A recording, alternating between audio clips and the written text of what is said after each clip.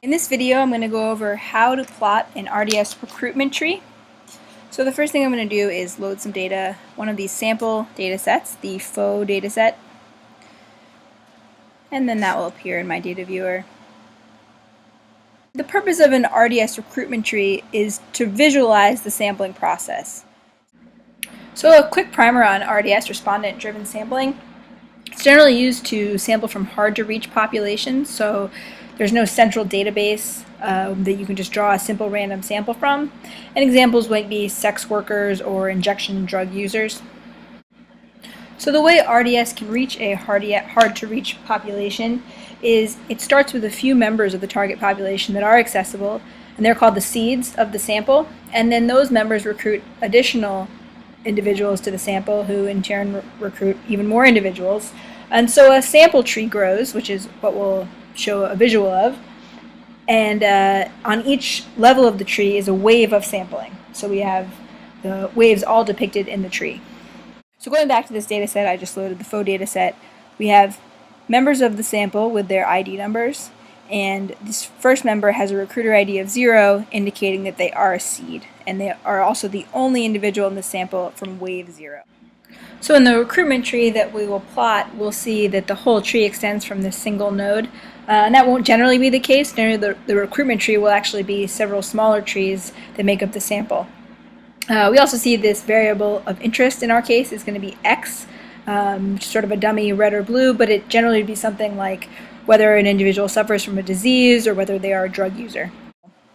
We also have the network size, which is crucial for RDS sampling, and everyone who's sampled, for them to be a valid data point, has to report a network size, which is the number of other individuals that they are connected to in the target population.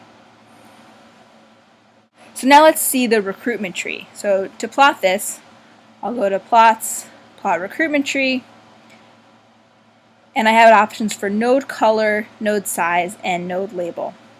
I'm going to set node label size to 0.5, and I'm going to keep this as a graphics window for now, although you can save as a PDF as well. And then you'll probably want to rename that file once you create it. So for node color, if I want some information from the sample to be encoded in the tree, I'll pick that variable as the node color. And you might be wondering if your variable of interest there is not colors as it is for X, but is something like disease status, yes or no. If RDS analysts can code that into colors, well, it will just assign a color to each class in the data. We'll see that in a moment in the recruitment tree. Network size as the node size is a common choice, so you can actually visualize network sizes in your sample in the tree without having to look back at your data. And then node label will use the default ID label. So let's run. And we see a graphics window with our recruitment tree. Notice that this top node is, if you can see, labeled 735. If you save as a PDF, you can actually zoom in on this plot, but unfortunately I can't do that with a graphics window.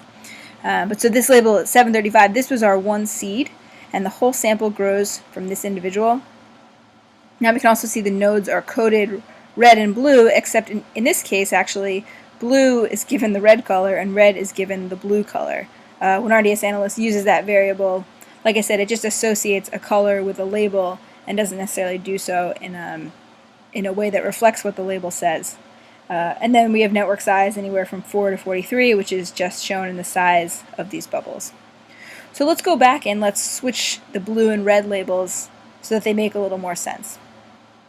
We luckily have blue and red as our colors, but we'll go back to this data set, close the tree, go to variable view, and where X has blue and red listed as its factors, and that's just alphabetical ordering, we'll click on that and we'll change the order so red comes first, and press OK. Plot the tree again.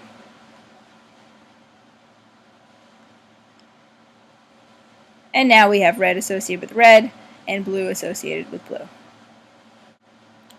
And that's all I'm going to show you about the recruitment tree for now. I hope that was helpful. Thank you.